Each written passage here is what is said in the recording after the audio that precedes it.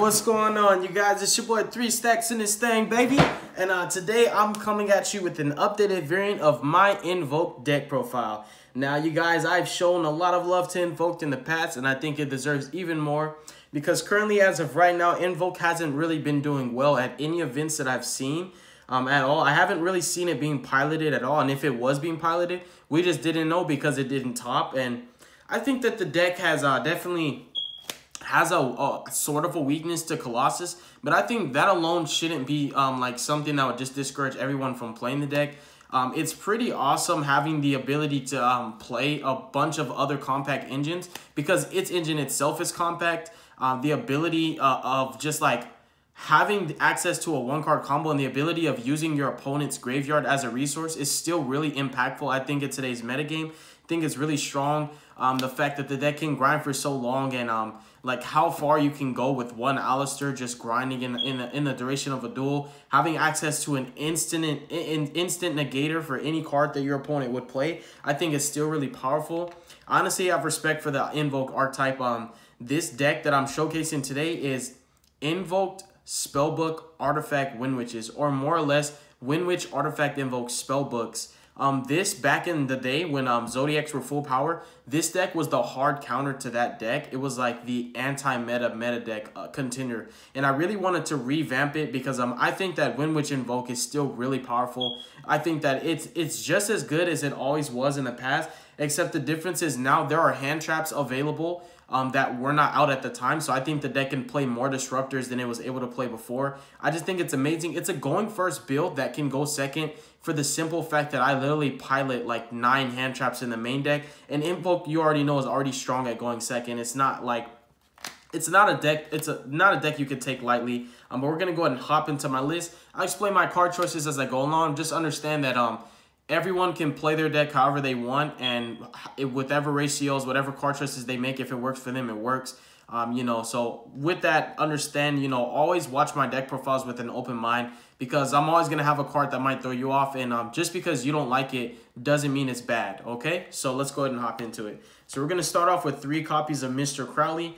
This is basically the little heart and soul of your deck. A lot of your deck is not going to be able to function without him. He's really important to get access to as quickly as possible. But the beauty of Mr. Crowley is once you see 1, you can grind for a really long time with 1, as long as it doesn't like get called by the grave, and where you can't like use his effect again for a while. Even though you could add it back off invocation, like just not being able to use his effect kind of sucks. But I really think it's a good card. I think that if you have a fear of Thunder Dragons and you think that's one of your worst matchups, then you should main deck cards that specifically hinder that matchup. And I think that the hand traps that I play are really strong against that deck. So like this deck is not just going to automatically lose. I also think the Indestructible Crystal Wing is really powerful against Thunder Dragons for the simple fact that they cannot out it without going into a Borlo to just attack over it. Because Crystal Wing can negate Unicorn. It can negate Titan's effect. Oh, I'm sorry. It can be destroyed by card effects, so it doesn't matter. And they all happen to be level 5 or higher. So Crystal Wing can just attack over any of them, and they'll never be able to kill him in battle or by card effect. So the Indestructible Crystal Wing in the Thunder Dragon matchup really helps you out, and I think that alone gives you a higher ceiling than you would have had initially just playing pure Evoked against that deck, because like they would just stomp you with Colossus. Next up, and that would be arguably going first. Like if you open the Crystal Wing going first, it's really hard for them to deal with it. Next up, we have our Windwitch Engine. I played 3 Ice Bells and 2 copies of Glass Bell and 1 copy of Snow Bell. Now, these cards have not seen play in a very long time, so it's understandable if you don't know what they do. So I will, just for those of you who don't know, just tell you exactly how this engine operates. So Ice Bell is the starter card of the engine. What she basically does is if you control no monsters, you can special summon her. And if she's special summoned, you can then basically special another Windwitch monster from your deck. She has a little bit of a restriction where the turn you activate this effect, you can't special monsters for your extra deck except level 5 or higher wind monsters. But normally when you go into this play, all you're making is Crystal Wing in the first place. Also, if this card is normal or special summoned, you basically can special summon, you can inflict 500 damage to your opponent. So how the combo works is you'll basically reveal her and special her. And you can basically like trigger her effect to special summon a Glass Bell, and then you can go Glass Bell, Chainlink 1, Chainlink 2, Ice Bell. Chainlink 2 burns for 5, and Chainlink 1 will search for a Windwitch, and that will search you out your Snow Bell. And if you didn't know her, whenever she's summoned, basically you could search a Windwitch. And she says if you control 2 or more wind monsters, you could just special summon her from your hand for free. Now, how the engine ended up working is she's a tuner. So after you've performed that part of the combo, you will have searched this. You will reveal this in Special It. And then you'll synchro with Ice Bell and Glass Bell into a level 7 synchro. You'll normally go on a Winter Bell because you can burn for 800 more damage. This really helps in time. You have no idea how good it is. And then Snow Bell will then be synchroed with that level 7 to make Crystal Wing because you synchroed with a synchro monster to make your Crystal Wing. And this card happens to make the monster you make unable to be destroyed by card effects. You would be surprised how powerful a Crystal Wing is when it can't be destroyed by card effects, and you can't unicorn it because he can negate the unicorn. So it just makes it really difficult. In fact, a lot of decks struggle with that, but not every deck. Just there's quite a few decks that will struggle against it. The fact that it's an extra monster zone, it can't be serviced, you can't really unicorn it, and if you go on a board load, you can't, like, you know, do anything except like attack over it, which is really nice, but you could never use this effect to take it because Crystal Wing can negate that. But you can use Borload to attack over it because his effect cannot be negated to shrink it by 5. So like basically it's so amazing that they have to go into a Borload just to deal with that free Crystal Wing, which was just absolutely free. But when you back this up with an Artifact Sanctum, now they really can't out the Crystal Wing unless they're like playing Sky Strikers. You know, even a Mullaseek would just be negated anyways, but like Sky Strikers can just Widow Anchor it, you know, but you have a lot of ways to stun the meta, and I really like that. So the Windwitch engine is just so justifiable. There's a lot of good reasons for playing it, and I just wouldn't cut it anymore. Like, this is from now on until I find a better variant. Of the millions of variants that I've already tried, I will be playing Windwitch Invoke. Like, if you guys want to see my Invoke profiles, I have a ton on the channel, like literally a ton. Like, I have innovated Invoke so many times on this channel. I play one Blue Boy because I play the Spellbook Engine, and I hate drawing secrets without a target. Even though you play a lot of targets, you'd be surprised in playtesting when you just draw that secrets with no target, and it will suck when you don't have a target, but I just like having that one Blue Boy. It also helps initially with your Invoke plays because you can make a card like Casitas, and Casitas is really hard to get over in the Altergeist and Sky Striker matchups, including Thunder Dragon, because the card literally can't be targeted or destroyed by card effects. Widow Anchor can't do anything. Afterburner and Jamming Waves can't do anything. A Sky Striker player actually has to like really commit a lot just to get over that one Casitas. And if they try to attack over it, you can just boost his attack. So it's just really hard to deal with it.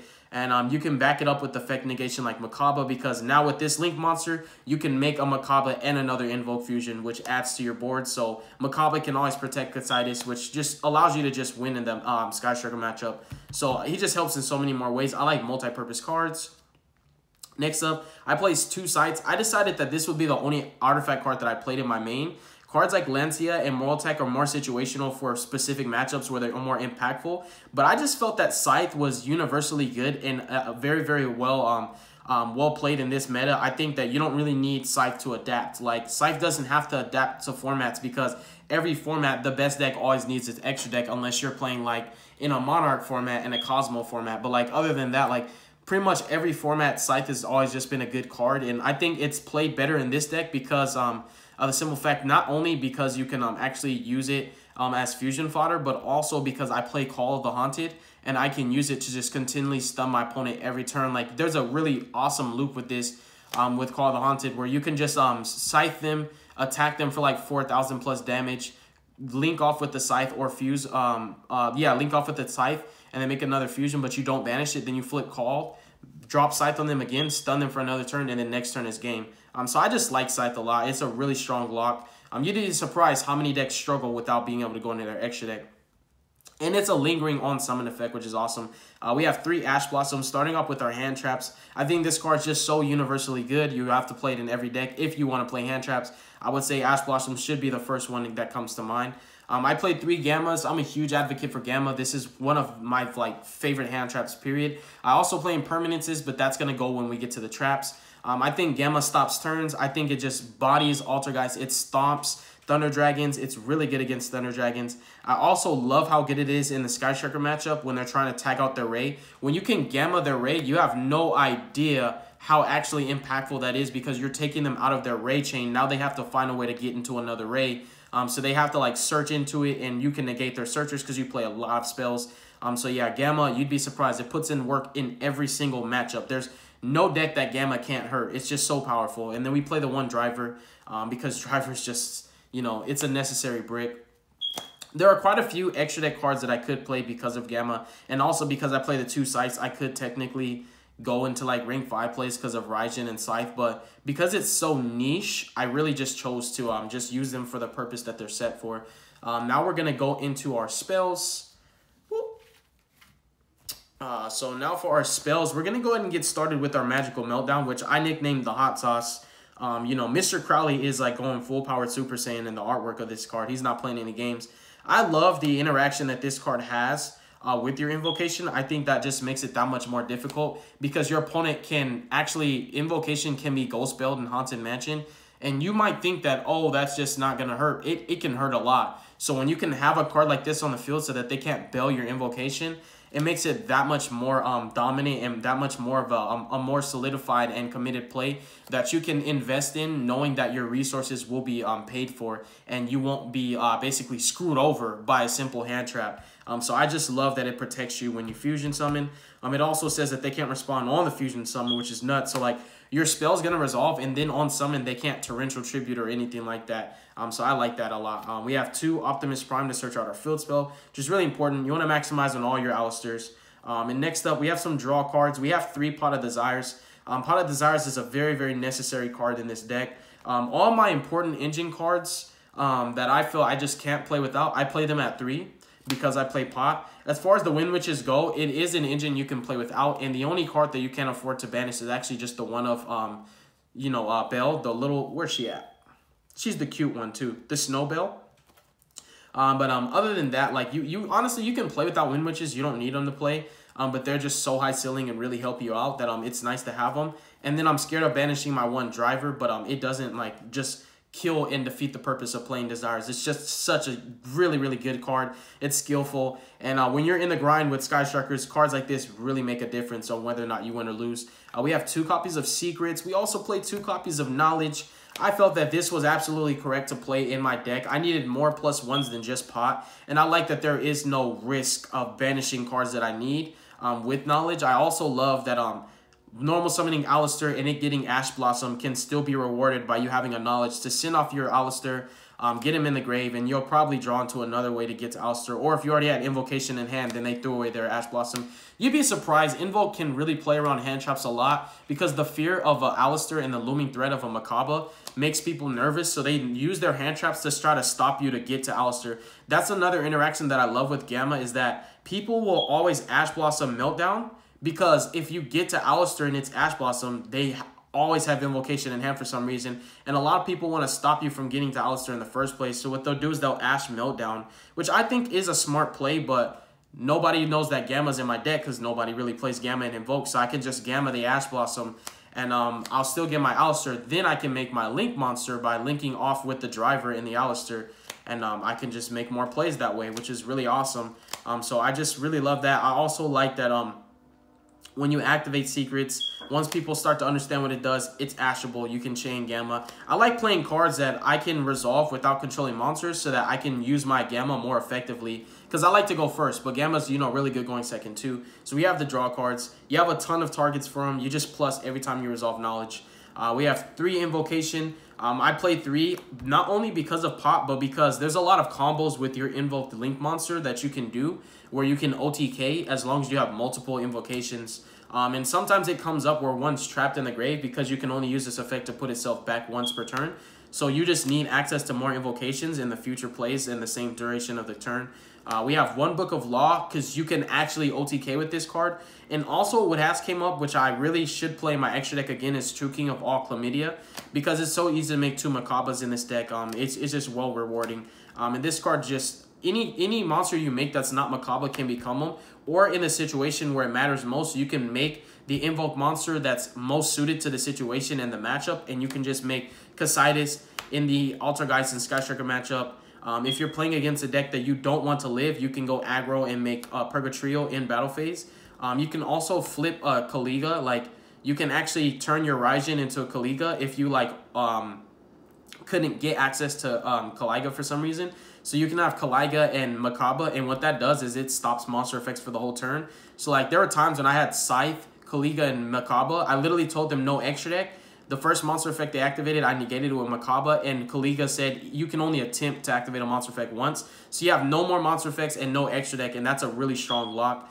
So it's really, really good interactions with that card. Next up for our traps, I played 3 Artifact Sanctums. Or maybe I should just move the spells out the way, right? That'd be better.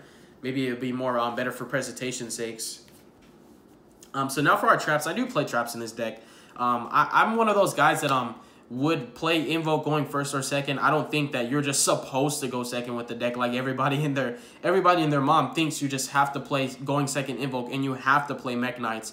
Otherwise, you're not playing Invoked, and that's absolutely not true. There's so many ways you can play Invoked. I just think that you really have to be open-minded and just stop trapping yourself in that cage. Like, get yourself out that meta net decking cage and just, like, try different things and see what works out for you. But anyways, for our traps, we have 3 Sanctums. Sanctum is just a really strong card. I love that back row removal is so prevalent in this meta right now because the effect to destroy cards on field really helps you to get rid of problems so that Macabre does not have to waste his negation on something that you didn't want to use it on. We have 3 Infinite Impermanents to add to our hand trap lineup, and since you're going first a lot, well, you want to go first. This card's amazing. It's better going first than it is going second, believe me. And then we have 3 Call the Haunted. I like being able to revive my Macabres and my Scythes. Now, this card puts in a lot of work, and it wins you games. Like, if you negated a card with Macabre and then they outed your Macabre, you can flip a call, make Macabre again, bring Macabre back, and his effect's not hard once per turn. Then you can negate another card, or you can just use this to keep them under Scythe for multiple turns. And it also has interactions where you can bring back bring back Crystal Wing. You can bring back the Windwitch cards that search, and then you could just special and then make a level 7 synchro. It just has so many purposes and functions. I just think Call's a great card in this list particularly. Extra deck's really tight. Like, there's cards that I want to play like rank 5s, True King of all Chlamydia. I would love to play like Omega, but my deck was super tight. And what I normally use the Cyframes to is to actually use one of them and an Alistair to make the Invoked Link Monster. I played 2. This is a proxy for the second one because one of them I sold, but I kept one, thank God. But I think it's correct to play at least 2 of this in your list. It'll come up a lot. You'd be surprised. And it is Alistair in Graveyard and on field, but it's not Alistair in the Banish Zone, and that's important because you can't recycle this with Invocation. So you need 2 because it comes up a lot. It's one of the main reasons why Invoke can even basically OTK because of this card, and it really raised the ceiling of an Invoke deck and allowed them to compete in a better way because now we're not just sitting on, oh, I can only make 1 Macabre. Now you can turbo out Macabres and turbo out Transfusions because this card is nuts and it's not once per turn. And then we have the Boros for the rest of the Link monsters. Extra deck was so tight that I felt that I wanted the 2 Link monsters that were just in games all by themselves, and I felt these were purpose. Other than the little nightmares that are like spot removal here and there, you have other ways with dealing with cards like that. Next up, we have the Fusions. I play 3 Macabre. I make this card very often, so often, in fact, like that 3 just comes up all the time. And then we have 2 Raijin. Raijin oftentimes is the main monster you can make because you have a lot of wins in your deck. And also, under the Windwitch restriction, you can only make wins in the first place. So sometimes this is like the only card that you're able to make. I just like playing 2. Book of Moon is still slept on. I think it's really good in the format. There's a lot of decks that you can hit with it. Obviously, somebody's going to comment and say, but not Sky Strikers, duh. But anyways, 2 Raijins. And then we have 1 copy of Purgatrio. Purgatrio is amazing for the OTKs that enables you main deck Ash, so you don't have to rely on your opponent. In fact, you don't actually have to rely on your opponent to make any of these fusions. I main deck all the attributes for them, and I like that, so that any situation that I need these, I can get them myself because of Book of Law and the fact that I main deck the attributes. And I like that I'm not playing the fusions where I'm like, okay, I can make this if I play this deck. No, like, I don't have to rely on my opponent at all to make any of the fusions that I need. These are all really good for different situations. I think the Invoke monsters, they have an Invoke fusion for pretty much every scenario to get you out of binds. And I just love playing all of them except Elysium because my extra deck was really tight and you have to overextend to make Elysium. And I don't like having to overextend just to make a play, even though it could be good. I'd rather make a Boresword every time. Every time you're able to make Elysium, you can make Boresword. 9 times out of 10, Boresword's just better. We have 1 Crystal Wing, 1 Clear Wing, and 1 Winterbill. I play the Winterbill still because the burn increments matter. When you're doing your Windwitch plays, just being able to burn for 13 and then make the Crystal Wing is still just really, really good to me. If I ever open a Call of the Haunted in the Windwitch engine, I like to make this and then synchro into Crystal Wing. then I flip Called and make this, and then I have double negations, which is really strong. In the Thunder Dragon matchup in particular, you can interact with them 2 times. And this also prevents this from being targeted by anything that would, like, you know, negate it. For example, if you're playing Sky Strikers and they want to window anchor this, you can chain his effect, which is really nice. Because I believe he just negates, yeah, like during the player's turn, you know, negate level 5 or higher. There we go, there we go. Oh yeah, I'm sorry, it's monster effect. I always thought that it was when any card effect targets a level 5 or higher. I apologize. Please don't kill me. But yeah, anyways, that's going to be it for the deck profile, you guys. If you're Invoke fans, I really hope that you enjoyed this. Just understand that there's so many ways you can play the deck. I've always said this. There is no right or wrong way to play a deck. Like, you don't have to play a deck the way that every other person on the face of the planet plays their decks. Oftentimes, people play their deck a specific reason because of their luck, because of their skill level, because of their ideals. Sometimes it's just their personality, but I definitely think that you should just try to be a little bit more you, and a little bit less of just net decking everybody else. But that's it for the video, you guys. Thank you so much. God bless you. Make good choices. Don't hurt your brain cells. Stay tuned for future content. You folks have a wonderful day, all right? Peace out.